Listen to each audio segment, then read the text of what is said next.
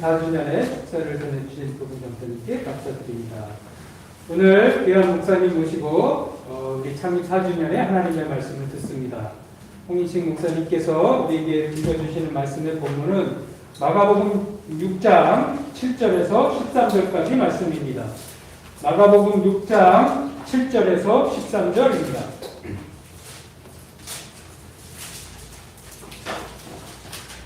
저와 여러분 한 절씩 교독하도록 하겠습니다.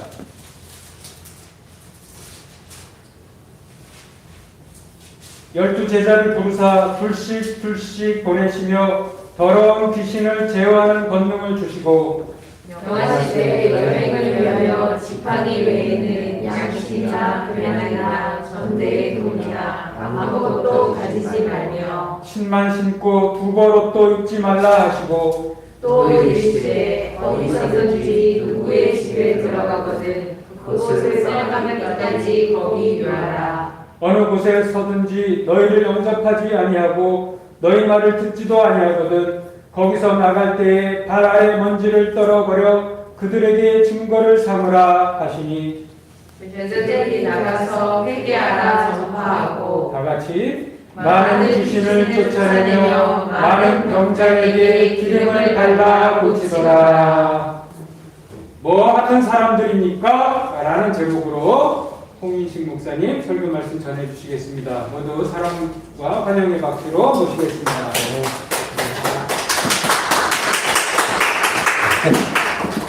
고맙습니다. 우리 함께 기도드리겠습니다. 하나님 아버지, 오늘 사랑하는 주님의 교회, 친구들 교회가 창립 4주년을 맞이했습니다.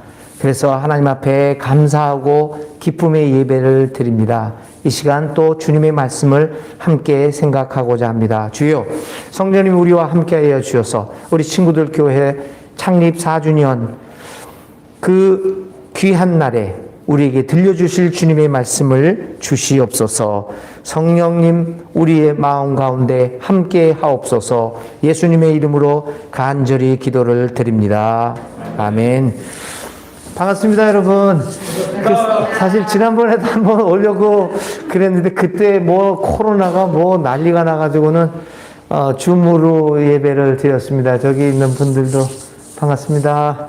그 여기는 또 순천에서 그리고 서울에서 또 같이 예배를 드리는 분도 있습니다. 우리 순천과 서울에서 예배 유튜브로 드리는 분도 이 친구들 교회 창립 4주년을 축하해 주시고 이 교회를 위해서 관심 갖고 늘 기도해 주시기를 바랍니다. 네, 오늘 교회 창립 4주년을 맞이해서 하나님의 말씀 무엇을 같이 나눌까 생각하다가 이 마가복음 6장 7절부터 13절에 있는 말씀, 예수님께서 제자들을 세상으로 파송하시면서 한 말씀이거든요. 그러니까 제자들을 파송을 하면서 도대체 이 제자들은 뭐 하는 사람일까? 뭐 하려고 제자들을 예수님께서는 파송하셨겠습니까? 이제 그 가장 중요한 제자의 특성들을 오늘의 말씀에서 기록하고 있기 때문에 오늘 이 친구들 교회 4주년 창립을 맞이해서 한번 이 말씀을 중심으로 우리 교회를 향한 주님의 뜻이 무엇인가를 살펴보려고 합니다. 4주년을 그리고 또 우리 권사님이 지금 얘기하셨는데 준비 기간이 1년 정도 되셨는가요? 가까이? 10개월 정도? 예, 그러니까 우리 권사님 말씀이 참 사실 맞습니다. 4주년이라고 하지만은 사실은 5주년과 같은 이야기 되겠죠. 이게 좀 여담이기는 한데, 우리나라는 그 나이를 셀 때 태어나면은 1살이에요. 근데 외국에서는 그렇지 않거든요. 태어나면 0살입니다. 그때부터 시작됩니다. 그래서 저는 서양에서 주로 많이 살았으니까, 그런 것들이 너무 비합리적이다. 한국 사고방식이. 그래서 나이를 물어보면은, 몇 살이다 그래요. 그러면 저는 당장 나이가 몇 살이라고 얘기하면 저는 물어보는 게 헷갈리니까, 이게 나이가, 몇 년생이세요? 이렇게 물어봐요. 그래야지 개념이 확실해지니까. 그래서 저는 굉장히 그게 비합리적이라고 생각을 했어요. 근데 나이가 먹어가면서 하나님 나라를 점점 알아가면서 한국적 사고방식이 맞다라는 생각을 갖습니다.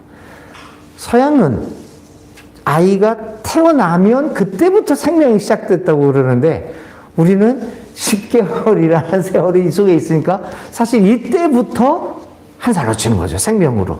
그래서 오늘 박 권사님의 그 이야기를 사실은 5주년이다라는 얘기를 들으면서 아, 이게 참 기독교적인 생각이다. 라는 생각을 했습니다. 근데 태동부터 시작해가지고 거의 5년이라는 세월을 이렇게 오신 우리 교회에 축하를 드리고 그 5주년, 4주년이라는 세월을 생각하면서 우리는 오늘만이라도 지금의 교회가 있기까지 수고한 모든 분들의 노고들을 잠시나마 기억하고 감사한 마음, 무엇보다 하나님 앞에 감사드려야 할 것입니다. 그러나 단순히 창립 기념일을 맞이하면서 단순한 이런 것들이 과거의 회상으로만 그쳐서는 안 된다고 생각을 합니다. 오히려 우리는 이 창립 기념일을 통하여 앞으로 교회가 나아갈 방향과 우리 교회가 추구해야 할 가치관이 무엇인가를 좀 더 한번 이 창립 기념일을 통해서 생각해 보는 것도 굉장히 중요하다고 봅니다. 오늘 우리 교회의 정체성은 무엇인가에 대하여 생각해 보아야 합니다. 제자라고 하는 사람, 도대체 뭐 하는 사람들입니까? 교회, 도대체 뭐 하는 단체입니까? 이러한 질문 앞에 우리는 다시 한번 우리의 모습을 생각해 보면서 하나님 말씀에 근거해서 우리는 이런 일을 하는 사람입니다. 라고 말할 수 있어야 할 것입니다. 여러분, 교회는 무엇입니까? 교회는 도대체 존재의 의미가 무엇입니까? 저는 항상 교회를 생각하면서 그런 이야기들을 질문을 해봅니다. 저도 순천에서 조그만 교회 공동체를 새롭게 하나 시작을 이제 하고 있습니다. 그러면서 하는 얘기가, 아니, 교회가 모자란가? 여기 관악구 신림동에도 밤에 와보면 십자가 천지입니다. 뭐 서울 시내 외국 관광 잡지, 한국 관광 안내 잡지에 밤에 빨간 십자가가 서울 시내를 뒤덮고 있는 모습이 관광 안내 책자에 나옵니다. 아주 신기스러운 모습 아니에요, 이게? 밤하늘에 빨간 십자가가 수를 놓고 있으니. 사실 교회가 수가 모자랄까요? 아닙니다. 많은 사람들은 교회 더 지어야 된다고 그러는데 교회가 많다 적다가 문제가 아니라 왜 우리가 여기서 존재해야 하는 그 질문에 우리는 분명한 답변을 해야 합니다. 그게 교회 존재의 의미입니다. 존재의 의미는 뭡니까? 한마디로 교회는 예수님의 사역을 지속할 때만 존재의 의미가 있습니다. 그러므로 오늘 우리 교회의 정체성을 말하고자 할 때 우리는 예수님의 사역이 무엇인가를 늘 생각해 보며 예수님의 사역과 연관하여 질문을 던져야 합니다. 과연 우리는 예수님의 사역을 계승하고 있는 것일까? 오늘 우리가 여기서 10,000명, 20,000명, 1,000명, 2,000명 화려한 건물 속에서 있지만 문제는 그 속에서 우리가 예수님의 사역을 계승하고 있느냐라고 하는 진지한 질문을 던져야 한다는 겁니다. 오늘 본문의 내용을 살펴보면서 이 질문에 답변해 보고자 합니다. 오늘의 본문은 예수님께서 12제자를 이 세상을 향하여 파송하시면서 하신 위탁의 말씀입니다. 짧은 가르침 속에 제자들이 행해야 할 일과 제자들의 삶의 태도가 함축적으로 관련이 나타나고 있습니다. 오늘 본문에 나타난 제자들이 계속 이어나가야 할 예수님의 사역은 무엇입니까? 예수님이 제자들에게 요구했던 사역의 내용은 무엇인가요? 우리는 그것을 어떤 정신으로 실천해야 하겠습니까? 본문의 말씀을 통하여 우리는 다시 한번 오늘 우리 교회가 하는 일에 대하여 깊이 반성을 하면서 예수님의 사역에 계승하겠다라고 하는 결단을 할 수 있어야 합니다. 무엇보다도 먼저 예수님이 제자들에게 당부한 사역은 생명을 중심으로 하는 사역을 할 것을 당부하십니다. 사람의 생명을 살려라. 사람의 생명을 풍요롭게 해라. 사람의 생명을 의미 있게 해라 라고 하는 그 사역을 할 것을 얘기합니다. 오늘의 말씀에 주님은 제자들을 보내면서 그들에게 악한 귀신을 제어하는 권능을 주셨습니다. 당시 사람들은 악한 귀신에게 시달림을 당하고 있었습니다. 악한 귀신은 당시의 사람들의 삶을 혼란스럽게 만들고 있었고, 그걸 그렇게 함으로써 무엇보다도 이들로 하여금 사람다운 삶을 살지 못하도록 만들고 있었습니다. 그런데 여기서 여러분, 악한 귀신을 반드시 어떤 신적인 존재 혹은 영적인 존재로만 이해할 필요는 없습니다. 특히 복음서에서 악한 귀신을 언급할 때는 그런 영적인 존재만을 의미하는 것이 아니라 그 영적인 단어를 통해서 당시 사회에서 인간을 억압하는 세력을 지칭하기도 했습니다. 다시 말하자면 사람을 억압하고 있는 세력들을 의미할 때 악한 귀신이라고 표현하기도 합니다. 여러분 기억나시죠? 예수님께서 그 거라사 지역에 가니까 어떤 거기에 뭐 귀신 들린 사람이 있어가지고 뭐 쇠사슬로 묶어도 안 되고 하여튼 고통을 당하는 사람이 있었어요. 귀신이요. 그래가지고 예수님이 뭐라고 그러냐면 그 사람을 만나고 너 이름이 뭐냐? 그러니까 이 사람이 뭐라고 얘기하냐면 군대의 귀신입니다 이렇게 얘기해요. 그럼 우리들은 일반적으로 생각할 때 귀신들이 많아서 군대 귀신이다 라고 얘기했다고 생각하겠지만요, 그 군대 귀신이라는 말의 뜻은 이겁니다. 그러니까 우리나라 말로 요즘 말로 얘기하면 너 귀신아 네 이름이 뭐냐?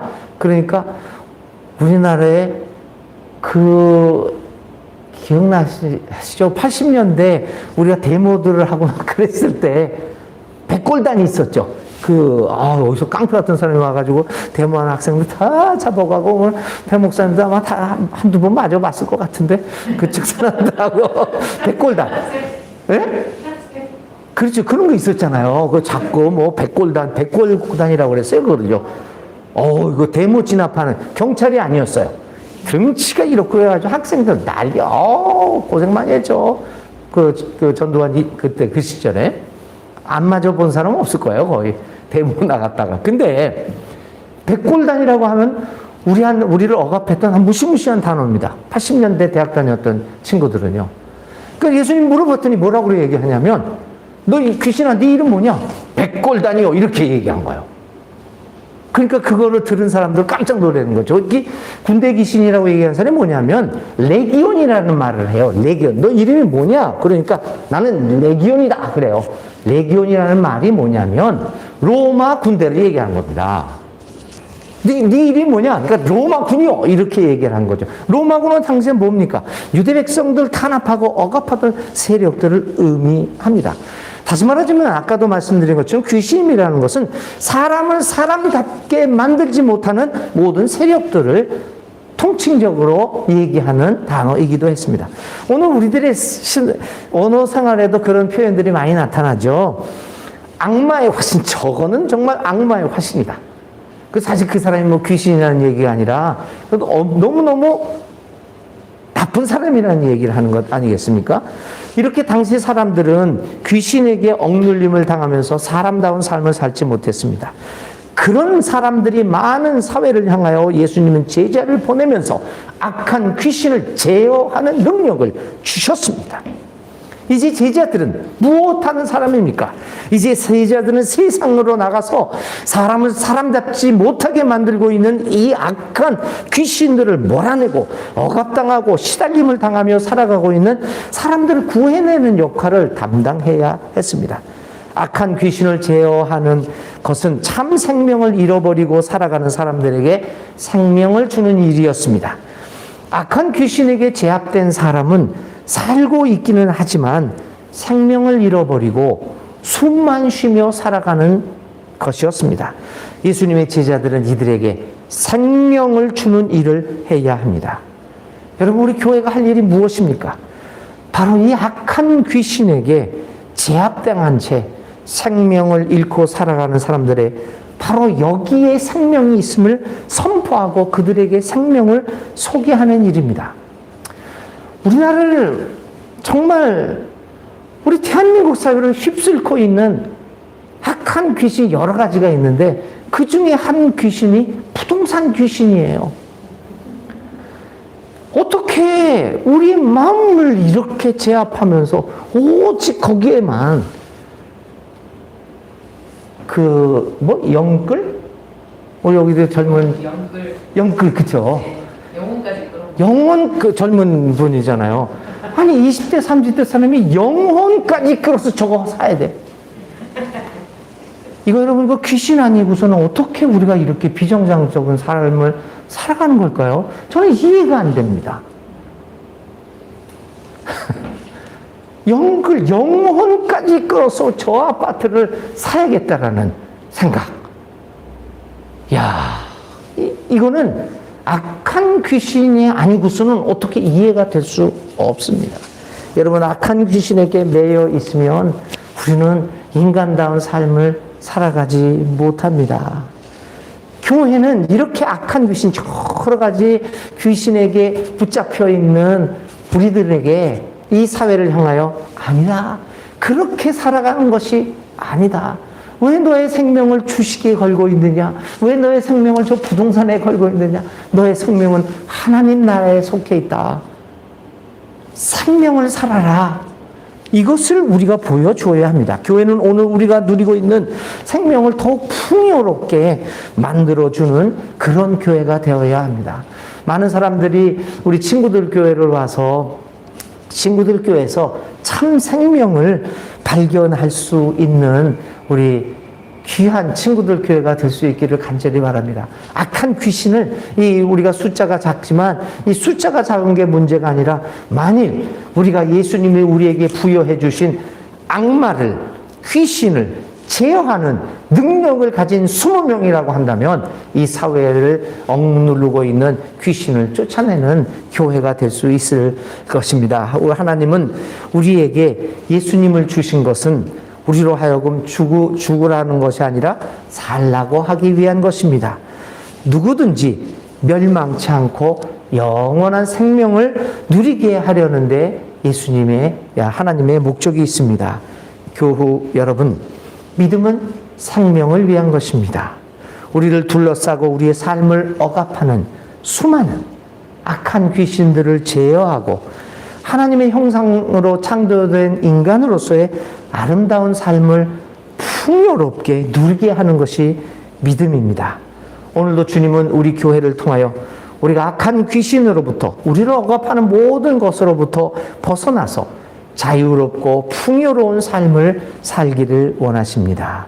우리는 어떤 교회를 원하고 어떤 교회를 향하여 나아가고 있는 것일까요? 주님이 원하셨던 생명을 중요하게 여기는 친구들 교회로서 계속 이어져 나가기를 주의 이름으로 축복을 축원드립니다. 두 번째요. 오늘 이 예수님께서 이 말씀을 통하면서 오늘 말씀을 통해서 자신의 사역의 특징을 나그네라고 특징 짓습니다. 나그네. 주님은 말씀하십니다. 길을 떠날 때 지팡이 하나밖에는 아무것도 갖지 말고 빵이나 자루도 지니지 말고 전대에 동전도 넣어가지 말고 다만 신발은 신되 두 벌 옷을 가지지 말라. 나그네에 살아가는 모습을 그대로 얘기한 것 아니겠습니까? 제자들은 예수님의 일을 할 때 정착하겠다는 생각을 버려야 합니다. 많은 위대한 신앙인들이 그랬듯이 교회는 길 위의 영성, 길 가는 영성입니다. 나그네 영성을 가져야 합니다. 여러분, 교회가 너무 많은 것을 가져서는 안 됩니다. 교회가 가진 것이 많아지면 그때부터 타락의 길을 걷게 됩니다. 중세 교회가 타락의 길을 걸어서 인류 역사를 암흑 역사로 만들어 갈 때 유럽의 가장 큰 지주는 교회였습니다. 교회의 건물이 다른 어떤 건물보다도 웅장하고 늠름하고 압도적이었습니다. 사실 여러분, 교회 건물이 이래서는 안 됩니다. 편안하고 안락한 것은 좋습니다. 우리 친구들 교회가 조금 더 안락해지는 것 안락해지도록 좀 더 노력을 하셔도 좋습니다. 안락하고 편안하고 비를 피하고 하는 거 굉장히 좋습니다. 그러나 너무 훌륭해서는 안 됩니다. 너무 고급스러워서는 안 됩니다. 여러분, 한번 여러분들이 사는 집보다 교회 건물이 더 훌륭하고 고급스러운 것을 어떻게 생각하십니까, 여러분? 저는 그래서는 안 된다고 생각합니다. 어떻게 교회 건물이 교인들, 일반 사람들이 사는 건물보다 더 화려해야 됩니까? 교회 건물이 일반 사회의 건물보다 더 비싸고 화려해서야 되겠습니까? 예수님께서는 우리 보고 이 땅에서는 나그네로 살으라고 말씀하셨는데 우리는 그 말을 무시하고 마치 이 땅 위에서 영원히 사는 것처럼 그렇게 뿌리를 내리고 살았던 것입니다. 교회가 이 땅 위에 뿌리를 내리고자 할 때 문제가 발생합니다. 예수님은 분명히 말합니다. 길을 떠날 때 지팡이 하나밖에는 아무것도 갖지 말고 빵이나 자루도 지니지 말고 전대에 동전도 넣지 말고 다만 신발은 신되 두벌옷을 가지지 말라라고 말씀하셨는데 우리에게 이 같은 건물 하나만이라도 있다는 것 감지덕지한데 그것도 일반 사회의 건물보다도 더 고급스럽고 화려한다고 하면 예수님의 가르침과는 거리가 먼 것이 아닐까요? 어떤 분들은 이런 얘기를 합니다. 자기 사는 집은 잘 꾸며놓는데 하나님의 집은 이렇게 초라하게 해서야 되겠습니까? 하고 야단을 합니다. 그런데 여러분 그게 하나님의 뜻이에요. 하나님은 만군의 주인이다. 그러니 내가 바라는 것은 내 자녀들이 잘 먹고 잘 사는 것이다. 부모 같은 우리 하나님이 자기의 집만 화려하게 꾸고 여러분들의 집은 초라하게 일본말로 그 판잣집 학고방 같은 그런 집에 사는 것은 어떤 부모가 좋다고 하겠습니까? 하나님이 원하시는 건 그거예요. 너희들이 잘 살아라. 나는 그런 거 다 필요 없다. 말씀하십니다. 예수님의 가르침에 의하면 교회 건물이 화려해지고 훌륭하고 고급스럽게 될 때 바로 그 순간이 예수님의 가르침으로부터 멀어지는 순간입니다.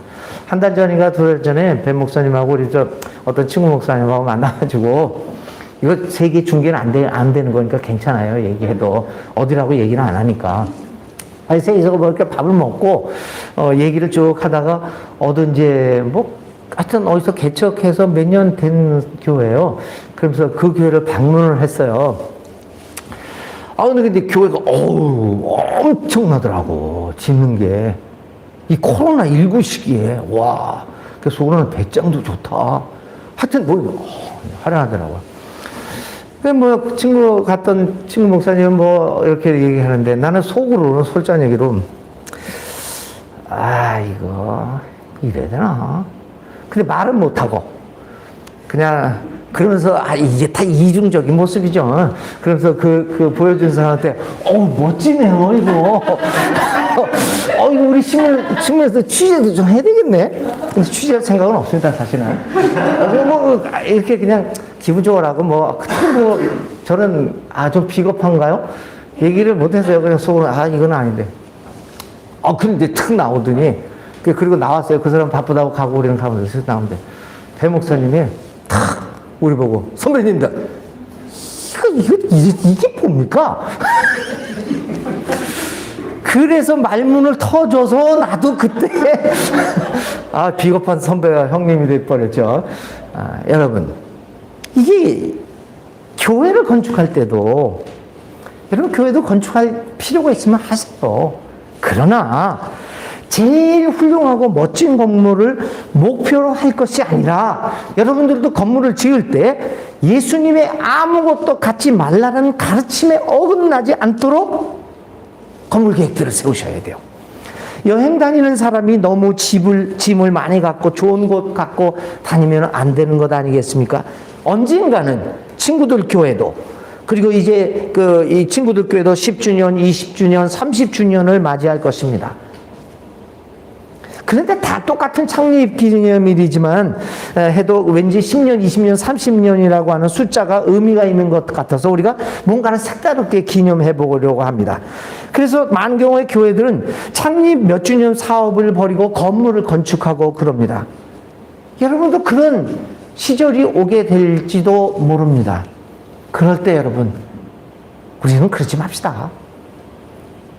오히려 창립 몇 주년을 기념하면서 화려한 건물을 세우겠다라는 생각보다는 그동안 과연 우리가 예수님의 사역은 분명히 나그네 사역인데 우리가 얼마나 우리의 건물을 통해서 우리의 목회를 통해서 얼마나 그 나그네 성격을 충실히 반영하며 이행했는가를 성찰합시다. 이제 너무 고급스럽고 화려한 건물에 투자하는 일은 그만둬야 합니다. 예수님은 지팡이 밖에 아무것도 갖지 말라고 하셨는데 우리는 그것보다 훨씬 더 많은 것을 이미 갖고 있지 않습니까? 그것으로 만족해야 합니다. 이제 우리 교회는 예수님의 나그네 되라고 하신 말씀을 깊이 명심하고 사역을 해 나가야 합니다. 세습 문제, 비자금 문제, 이런 것들이 다 이거 사실 예수님의 나그네 성격을 잃어버렸기 때문이 아니겠습니까? 교회 권력 다툼, 이런 거 다 쓸데없는 것들입니다. 어차피 우리는 이 땅 위에서 나그네로 살아갑니다. 교회가 이러한 나그네 성격을 망각하고 너무 많은 것을 가지려고 할 때 우리는 예수님이 원하셨던 그 교회의 모습으로부터 점점 멀어지게 될 것입니다. 오늘 창립 기념일을 보내면서 우리는 다시 한번 교회가 나그네 성격을 회복시켜야 한다는 것을 깨달아야 합니다.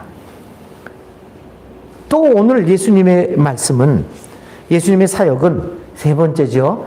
하나님 나라를 향한 사역이었습니다. 예수의 제자들은 이제 예수님의 파송을 받아서 세상을 나가서 뭐라고 외쳐야 하냐면 회개를 외쳤습니다. 회개는 하나님 나라에 들어가기 위한 중요한 관문입니다. 예수님의 제자들은 회개를 외치면서 하나님 나라를 백성에게 선포했습니다. 교회의 존재의 목적은 무엇입니까? 그것은 하나님 나라의 선포입니다. 교회는 교회를 선전하기 위해 있는 것이 아닙니다. 교회는 영원한 존재가 아니기 때문입니다. 교회는 하나님의 나라가 이루어지면 자연히 해체되어야 하는 일시적인 존재일 뿐입니다. 그러면 어떤 경우에라도 교회 자체가 존재 목적이 되어서는 안 됩니다. 신앙인들은 교회에 충성하는 것이 아니라 하나님 나라에 충성해야 합니다. 성도들은 교회를 위해 사는 것이 아니라 하나님 나라를 위해 살아야 합니다. 성도들은 교회를 위해 헌신하고 봉사하는 것이 아니라 하나님 나라를 위해 헌신하고 봉사해야 합니다. 하나님 나라가 아니라 교회가 존재 목적 자체가 될 때 많은 문제가 발생합니다. 종교전쟁 같은 것도 다 근본적인 원인이 그런 것 아니겠습니까? 교회 자체가 존재 목적이 될 때 그 교회는 강압적인 교회가 됩니다. 억지 주장이 나오게 됩니다. 비판을 허용하지 않습니다. 무조건 따라오라는 강제만 있습니다. 오늘 교회가 하나님 나라를 중심으로 하지 않고 교회 자체를 중심으로 하기에 무리가 생긴 것 아닙니까? 왜 세습합니까? 물론 교회 세습 뒤에는 여러 가지 권력과 돈의 문제가 있기는 하지만 세습을 하면서 내놓는 게 내놓는 그 변명이라고 할까요? 구실이 뭐냐면 교회가 안정되어져야 된다는 겁니다. 다른 목사가 오면 여태까지 30년, 40년을 이렇게 어떤 목사님이 부흥을 시켜놓고 다 했는데 만약 다른 목사가 이 목사님하고 전혀 다른 목사가 온다면 이 목회가 흔들거리고 이 교회가 숫자가 줄고 무너질 수도 있다. 그러니 교회 안정을 위해서 내 아들을 세워야 된다. 여러분, 교회는 무너질 때는 무너져야 합니다. 그게 굉장히 여러분들한테 충격적인 말로 들릴 수 있을지도 모르지만 무너져야 할 교회는 무너져야 하지요. 세워질 거는 또 세워져야 하고. 왜냐하면 교회 자체가 목적이 아니기 때문입니다. 하나님 나라가 무너지면 큰일입니다.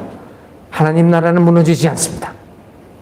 그러나 교회는 무너질 수도 있고 새로운 교회가 나올 수도 있습니다. 오늘 우리 교회는 친구들 교회 그리고 순천에서 예배드리는 예수 함께 교회는 공동체는 분명히 교회 자체가 목적이 아닌 하나님 나라를 향하는 사역을 하자는 결단을 해야 할 것입니다. 예수님의 사역을 앞으로도 계속해서 이어가겠다는 결단과 약속을 갱신하는 기념일이 되시기를 간절히 기도드립니다. 이제 마지막 말씀만 합니다. 오늘 창립 기념일이니까 조금 설교 길게 해도 되겠죠. 오늘 사실 축사도 있었기 때문에 제가 길어서 이렇게 예배가 길어지는 게 아니라 미국에 있는 우리 저기 맨 끝에 있고 우리 박 권사님 축사하시는 분들 때문에 늦어진 거예요. 그러니까 제가 잘못한 거 아닙니다. 네, 계속 하겠습니다. 이제 마지막으로 예수님의 사역은 품위와 자존심이 있는 사역이었습니다. 뭐라고 얘기하냐면, 저는 많은 성경 말씀을 좋아하지만 이 말씀도 굉장히 좋아하는 말씀입니다. 오늘 말씀 뭐라고 있는 줄 알아요? 어느 곳에서든지 너희를 영접하지 않거나 너희의 말을 듣지 않거든 그곳을 떠날 때 너희의 발에 묻은 먼지를 털어 그들에게 증거로 삼아라. 제 성격하고 맞아서 그런지 저는 이 말씀을 되게 좋습니다. 원래 이 말은 어떻게 되냐면, 사도들이 말씀을 받아들이지 않는 자들에 대한 최후의 심판에 있어서 그들의 형벌에 대하여 아무런 책임이 없다는 의미입니다. 왜냐하면 그때 당시에 이 사고 방식이 그랬어요. 이 제자들이 가서 했는데 이 사람이 말을 안 들어요. 그래가지고 결국에는 뭐 지옥의 형벌에 빠졌다. 근데 이 제자들은 어떤 마음의 고민이 있었냐면, 야, 이거 내가 잘못해서 그 사람이 지옥의 형벌에 받은 거 아니냐? 이거 내가 잘못한 거 아니야? 여러분들 그렇잖아요. 그런 생각을 갖지 않습니까? 이 제자들을 위해서 아니다. 그건 네 잘못이 아니다. 그건 제 잘못이다. 라고 하는 것을 가르쳐 주기 위해서, 용기를 주기 위해서 사실은 처음에 이렇게 이 얘기를 했어요. 그러나 이 말은 조금만 자세히 더 들여다보면 그러한 책임을 덜어주는 소극적인 내용을 넘어서서 예수님이 이루셨던 공동체의 성격을 드러내주는 말입니다. 예수님이 이루시는 공동체는 아무나 들어오는 것이 아니었습니다. 그 공동체는 단단한 결단을 하지 않으면 들어오지 못하는 것이었습니다. 예수님은 마태복음 10장 38절에 또 자기 십자가를 지고 나를 따르지 않는 사람은 내게 적합하지 않다라는 말을 통해서 아무나 오는 곳이 아닌 공동체임을 분명히 했습니다. 여러분, 복음서 여러 기록을 통하여 보면 예수님의 제자가 되겠다고 나섰다가 실패한 사람이 많은 것을 볼 수 있습니다. 많죠. 뭐 어떤 부자도 그랬고 다 그러고. 그런데요. 그런데 성서 어느 기록에도 예수님께서 그렇게 실패하고 돌아가는 사람들의 바지가랑이를 붙잡고 늘어졌다는 기록 없습니다. 야, 그러지 마라. 왜 떠나니? 야, 그럼 우리 타협해보자. 그럼 내가 이렇게 했는데 와라. 우리한테 와라. 어디 그랬습니까? 가면 가라. 실패하고 돌아가는 사람들을 예수님이 바지가랑이를 잡지 않으셨습니다. 저는 이런 예수님의 공동체의 성격을 품위와 자존심이 있는 공동체라고 부르고 싶습니다. 이러한 공동체에 속하기 위해서는 반드시 거기에 걸맞는 삶을 살아야 합니다. 걸맞은 삶을 살아야 들어가는 공동체, 그것이 바로 하나님의 나라입니다. 교회는 그런 의미에서 아무나 오는 공동체가 아니라 선택적 공동체가 되어야 합니다. 그래야만 거기에 속해 있는 사람들도 자부심도 느끼고 긍지도 갖습니다. 이래도 좋고 저래도 좋고 도대체 뭘 하는지도 모르는 그런 교회에서는 안 됩니다. 어느 분이 그 축사를 할 때 배 목사님께서 세이비어 교회 이야기를 많이 하셨죠. 여러분, 그 세이비어 교회가 한 70년 가까이 됐는가요? 상당히 오래된 교회죠. 그 교회가 그 수십 년 동안 정식 교인이 120명을 넘은 적이 없었습니다.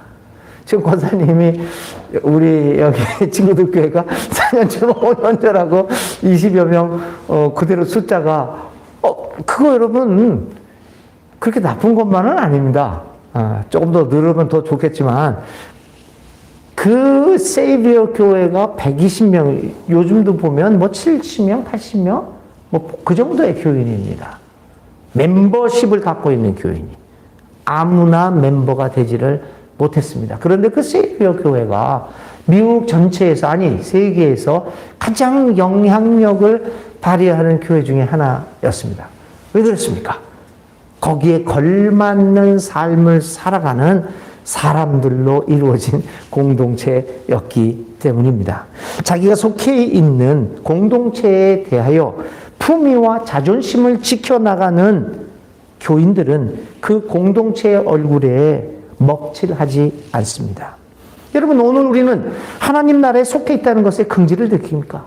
여러분의 교회에 속해 있다는 것에 긍지를 느낍니까? 창립을 기념하면서 우리는 다시 한번 우리 교회를 품위 있고 자존심 있는 교회로 만들어가서 모두가 긍지를 느끼고 살아가게끔 이 교회에 나와서 교인으로 살아간다는 것을 자랑스럽고 정말 긍지를 느낄 수 있는 그러한 교회로 만들어 갈 수 있기를 바랍니다.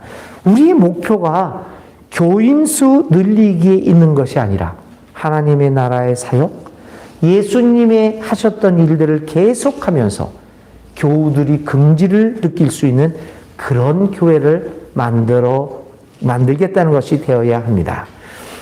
품위와 자존심이 있는 교회의 일원이 되려면 예수를 따르고 살아가는 사람에 걸맞은 삶을 살겠다고 하는 결단을 하는 사람들이 오는 그런 교회가 되어 갑시다.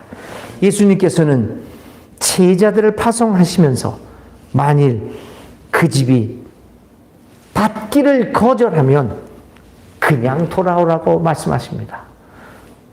구걸하라는 이야기를 하지 않습니다. 어떻게 여러분 우리가 진리를 구걸하겠습니까? 이 진리를 받으라고 구걸하겠습니까? 바지가랑이 붙잡고 어떻게 해서든지 늘어져서라도 그 집에 들어가는 말을 하지 않습니다. 차라리 밖에서 자는 한이 있더라도 발에 먼지를 털어버리고 돌아 나오라는 요구를 하십니다. 우리는 어떻게 해서든지 교인 수를 늘리고 헌금 많이 걷어들이고 사업 많이 하기 위해서 주님의 복음을 값싼 복음으로 만들어 버렸습니다. 우리는 그런 교회가 되지 맙시다. 비싼 복음을 사람들에게 전해서 그러나 끈기를 인내를 가지고 구걸하지 않고 그러나 인내를 가지고 사랑으로 이 비싼 복음을 전달하여 사람들에게 생명을 주는 교회가 될 수 있기를 간절히 바랍니다. 사랑하는 친구들 교회 여러분, 생명 중심의 교회, 나그네 삶을 추구하는 교회, 하나님 나라를 향하는 교회, 품위와 자존심을 지켜나가는 교회, 오늘 창립 4주년을 맞이하는 친구들 교회, 이런 아름다운 하나님 나라의 공동체를 이루어가는 우리 귀한 친구들 교회가 될 수 있기를 간절히 바랍니다. 다시 한번 4주년, 아니 5주년을 맞이하는 우리 친구들 교회에 감사와 축하의 인사를 드립니다. 그리고 마지막으로 이제 막 걸음을 시작하는 우리 순천의 예수 함께 공동체를 향하여서도 오늘 이 말씀을 하나님이 주시는 것이라고 믿습니다. 여러분 사랑하고 하나님의 은혜가 충만히 임하시기를 다시 한번 기원 드립니다. 기도하겠습니다. 하나님 아버지 감사합니다. 오늘 친구들 교회 4주년, 아니 5주년을 맞이해서 이렇게 기쁘게 예배를 드리게 해주시며 또 하나님의 말씀을 통하여 우리의 나아갈 길들을 가르쳐 주시니 감사합니다. 우리 친구들 교회가 진정 하나님의 나라의 사역을 이어나가는 교회가 되어서 이 지역에서, 아니 우리 한 대한민국 세계를 향하여 복음을, 진리를 선포하는 아름다운 교회가 될 수 있도록 도와주옵소서. 그동안